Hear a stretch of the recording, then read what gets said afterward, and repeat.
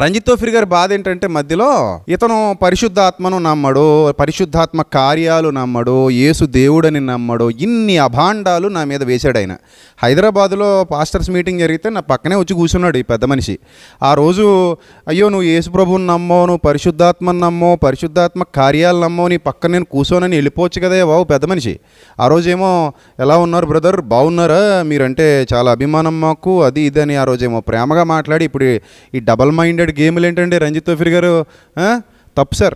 ఇప్పుడు ఇంకో పాయింట్ చెప్తాను మీకు బహిరంగంగా. నేను పరిశుద్ధాత్మ కార్యాలు నమ్మనని ఇన్నాళ్ళ నా 15 ఏళ్ల సేవా పరిచర్యలో ఒక్క వీడియో క్లిప్ ఉంటే నువ్వు నాకు పెట్టవయ్యా, వచ్చి నీ పాదాలు పట్టుకు క్షమాపణ చెప్తాను.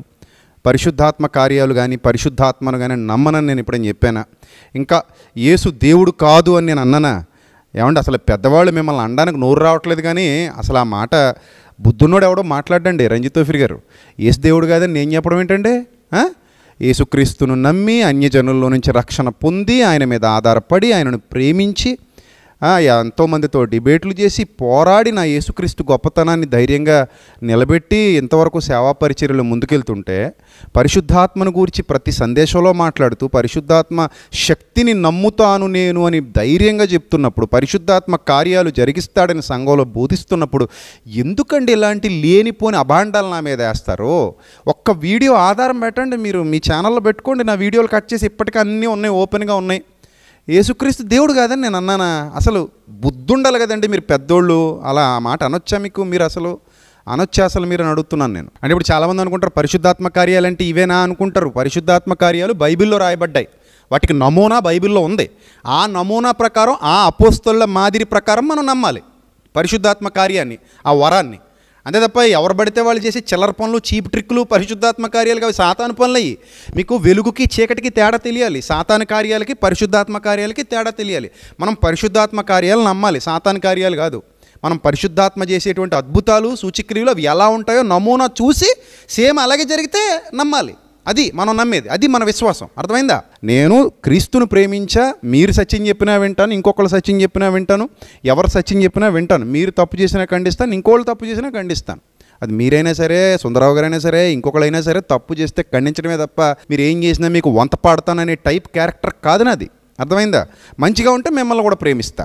అర్థమైందా? సో దయచేసి ఇలాంటి పనికిమాలిన అభాండాలు వేసి మీ గౌరవాన్ని తగ్గించుకోవద్దని మరొక్కసారి రంజిత్ తోఫిర్ గారికి ప్రేమపూర్వకంగా హెతో పలుకుతున్నాను.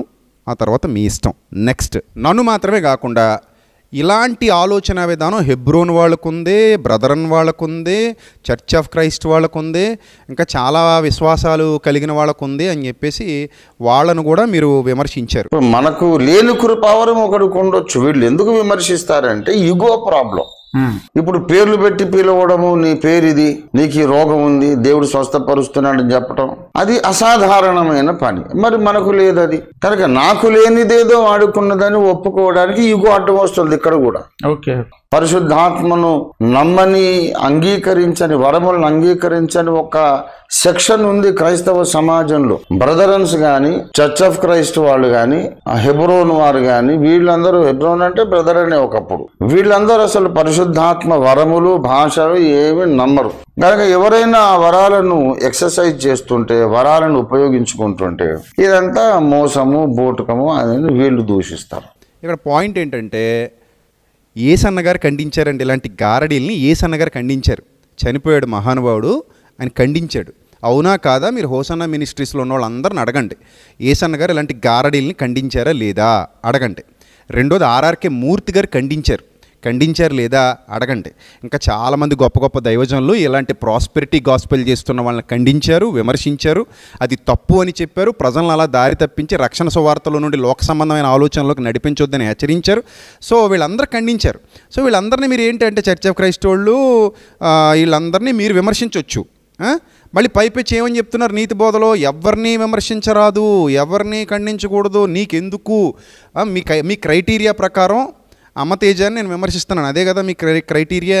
అదే క్రైటీరియా ప్రకారం మరి మీరు హెబ్రోన్ వాళ్ళని, వీళ్ళని, ఎవరిని, చర్చ్ ఆఫ్ క్రైస్ట్ వాళ్ళని, లేకపోతే బ్రదరన్ సహవాసం వాళ్ళని, వీళ్ళందరినీ మీరు చేసేది ఏంటి? మరి వాళ్ళని ఖండించకూడదట, విమర్శించకూడదట. ఏంటండి బాబు మీరు? మరి నన్ను ఎందుకు విమర్శించారు మీరు ఇప్పుడు? అది లేని అబద్ధాలు చెప్పి పరిశుద్ధాత్మని నేను నమ్మనా? నువ్వు చూసావా? నేను యేసుక్రీస్తు దేవుడని నమ్మనా? మీరు చూసారా? మీరు నన్ను విమర్శించవచ్చు. ఇది ఏందండి బాబు, ఇది దరిద్రపు మెంటాలిటీ. అసలు మీరు విజ్ఞత కలిగి వివేకం కలిగి ఉన్నారా, లేకపోతే ఏమైనా తప్పుడు మార్గాల్లోకి కానీ వెళ్ళిపోయారా? ఇప్పుడు మీ క్రైటీరియా ప్రకారంగా ఏమన్నారు మీరు? అమ్మతేజ చేస్తున్నటువంటి ఆ వరాలు, ఆ అద్భుత శక్తి, ఆ వరాలు ఈయన దగ్గర లేవు కాబట్టి ఈయన ఇలా విమర్శిస్తున్నాడు. ఆ వరాలు లేకపోతే పేరు పెట్టి పిలవగలిగే శక్తి ఈయన దగ్గర లేదు కాబట్టి ఈయన విమర్శిస్తున్నాడు అసూయతో, ఈగోతో అన్నారు. ఏమండి, ఇప్పుడు హెబ్రోన్ వాళ్ళని లేకపోతే ఇంకొకళ్ళని వీళ్ళందరినీ మీరు విమర్శిస్తున్నారు కదా, బ్రదరన్ వాళ్ళని, చర్చ్ ఆఫ్ క్రైస్ట్ వాళ్ళని. నేనేమనాలి మిమ్మల్ని? మీ క్రైటీరియా ప్రకారంగా వాళ్ళ దగ్గర ఉన్న పరిశుద్ధత మీ దగ్గర లేదు కాబట్టి మీరు వాళ్ళని విమర్శిస్తున్నారని నేను అంటే మీరు ఒప్పుకుంటారా? మరి చెప్పండి, మీరు ఒప్పుకుంటారా? ఇప్పుడు మీరు పరలోకంలో సెక్స్ ఉంటుందని చెప్పారు. 300 మందితో ఎంతమందితోనో మీరు అక్రమ సంబంధాలు పెట్టుకున్నారు. దానికి మళ్ళీ మీరు ఒక ఉదాహరణ కూడా చెప్పారు. ఏంటది? శ్రీకృష్ణుడి దగ్గరికి గోపికలు వచ్చినట్టు మీ దగ్గరికి కూడా వచ్చేసారని. ఎవరైనా అమ్మాయి వచ్చి నాతో సెక్స్ చేయమని అడిగితే ఒప్పుకోకుండా వెళ్ళిపో అన్నవాడు మాడాగాడు అవుతాడు కానీ మగోడు ఎందుకు అవుతాడని అన్నారు మీరు. అంటే మీ లెక్కల్లో పోతీఫర్ భార్య పిలిచినప్పుడు పారిపోయిన యోసేపు కూడా మగాడు కాదు మీ లెక్కల్లో. మీరు ఒక్కడే ప్రపంచంలో మగాడు. ఇలాంటి దరిద్రాలన్నీ మేదేసి తిరిగినందుకు నేను మీ గురించి మాట్లాడాను కాబట్టి అప్పట్లో మీరు ఇప్పుడు నాకు బడి ఏడుస్తున్నారు. సరే, ఇప్పుడు ఈ హెబ్రోన్ వాళ్ళు, బ్రదర్ అన్నోళ్ళు, లేకపోతే చర్చ్ ఆఫ్ క్రైస్ట్ వాళ్ళు, మిగిలిన హోసన్న మినిస్ట్రీస్ వాళ్ళు అందరూ కూడా ఈ దరిద్రాన్ని యాక్సెప్ట్ చేయరు కాబట్టి వాళ్ళందరినీ మీరు విమర్శిస్తున్నారని నేను అనొచ్చా మీ క్రైటీరియా ప్రకారంగా? ఏందండి ఇది రంజిత్ తోఫీర్ గారు? తప్పు సార్ అది. మీరు పెద్దవాళ్ళు, మీరు ఇలాగా నాలాంటి చిన్నోడితో చెప్పించుకోకూడదు. మీరు పెద్దోళ్ళు కదా. పోనీ పని చేయండి సార్, మీకు క్యాన్సర్ రోగం వచ్చింది, అక్కడికెక్కడికో తిరిగి పెద్ద హాస్పిటల్ సెలెక్ట్ చేసుకుని మంచి హాస్పిటల్కి వెళ్ళి మీరు చక్కగా వైద్యం చేయించుకున్నారు. దేవుడి దయ వల్ల మీరు బాగున్నారు, నేను సంతోషిస్తున్నాను. మీరు బాగుండాలనే కోరుకుంటాను నేను ఎప్పటికీ. వేదిక మీద ఒకలాగా, వేదిక మీద ఒకలాగా నేను అన్నాను. ఇప్పుడు వేదిక మీద కూడా అదే చెప్తున్నా, మీరు బాగుండాలనే కోరుకుంటా. మీరు కీమోథెరపీ చేయించుకున్నట్టున్నారు చాలా రోజులు, మీ ఫేస్లో కూడా మార్పులు వచ్చినాయి, ఇప్పుడు కొంచెం ఆరోగ్యంగానే కనబడుతున్నారు. మరి మీరు హాస్పిటల్కి వెళ్ళి కీమోథెరపీలు ఎందుకు చేయించుకున్నారండి? డైరెక్ట్గా కొత్తగూడెం పోయి అమ్మదేశ దగ్గర నూనె మసాజ్ చేయించేసుకుంటే సరిపోను కదా. మీరు బలంగా నమ్ముతున్నారు కదా ఆ వ్యక్తిని. మరి అక్కడ బాగుండి ఇంకా కీమోథెరపీలు ఏమి మానేయండి. ఏందండి మీ పద్ధతి? మోసం చేసేవాడిని పరీక్షించాలన్నాను. నేనేమి యేసుప్రభుని పరీక్షిస్తాను అనట్లా. శాస్త్రులు పరిచయిల్లాగా యేసుప్రభు నిజమా కాదో పరీక్షిస్తాను, నువ్వు సూచక్రియలు చేసావు నిజమా కాదో పరీక్షిస్తాను, శాస్త్రులు పరిచయిల్లాగో లేదో తోమా గారిలాగో నేను నా యేసయ్యని పరీక్షించట్లేదండి. యేసు మీద నాకు నమ్మకం ఉంది, పరిపూర్ణమైన విశ్వాసం ఉంది యేసుప్రభు మీద, పరిశుద్ధాత్మ కార్యాల మీద. ఆయన శక్తి గలవాడు, ఆయనకు అసాధ్యమైనది ఏదీ లేదు, ఆయన ఏదైనా చేయగలడని నమ్ముతున్న వ్యక్తులలో మొట్టమొదటి వాడిని నేను. నా ప్రభు కార్యాలు చేస్తాడు, నేను చూశాను. నా సంఘంలోనూ ఇతర సంఘాల్లో కూడా చేయడం నేను చూశాను, విన్నాను. ప్రభు వ్యక్తిగతంగా వాళ్ళ విశ్వాసాన్ని బట్టి జరిగించిన కార్యాలని నేనెందుకు అనుమానిస్తాను సార్? నేను అనుమానించట్లేదు, నేను అనుమానిస్తున్నది మనిషిని. దానికి నా దగ్గర ఆధారం ఉంది. చూడండి ఒకసారి ప్రకటన గ్రంథం 2వ అధ్యాయం 2వ వచనంలో, నీ క్రియలను, నీ కష్టమును, నీ సహనమును నేను ఎరుగుదును, నీవు దుష్టులను సహింపలేవనియు అపోస్తలులు కాకయే తాము అపోస్తలులమని చెప్పుకుని వారిని పరీక్షించి వారు అబద్ధికులని నీవు కనుగొంటివనియు అన్నాడు. అంటే బైబిల్ ప్రకారంగా ఇది చెయ్యొచ్చా చేయకూడదా? యేసయ్యను పరీక్షించట్లేదు సార్, నేను పరిశుద్ధాత్మను పరీక్షించట్లేదు, నేను ఆయన చేసే కార్యాలను అనుమానించట్లేదు, నేను అనుమానిస్తున్నది వ్యక్తిని, మనిషిని. నేను అపోస్తలులై ఉండి అపోస్తలులు కాకయే తాము అపోస్తలుని చెప్పుకునే వాళ్ళని పరీక్షించాలట. అలాగే యోహాను గారు రాసిన మొదటి పత్రిక 4వ అధ్యాయం 1వ వచనంలో వారు ఏ ఆత్మతో నడిపింపబడుతున్నారో ఆ ఆత్మ దేవుని సంబంధమైందో కాదో పరీక్షించండి, అది పరిశుద్ధాత్మ దురాత్మ పరీక్షించండి అని అక్కడ వ్రాయబడింది. అది మనుషుల్ని పరీక్షించమంటే మేము మనుషుల్ని పరీక్షిస్తున్నాం.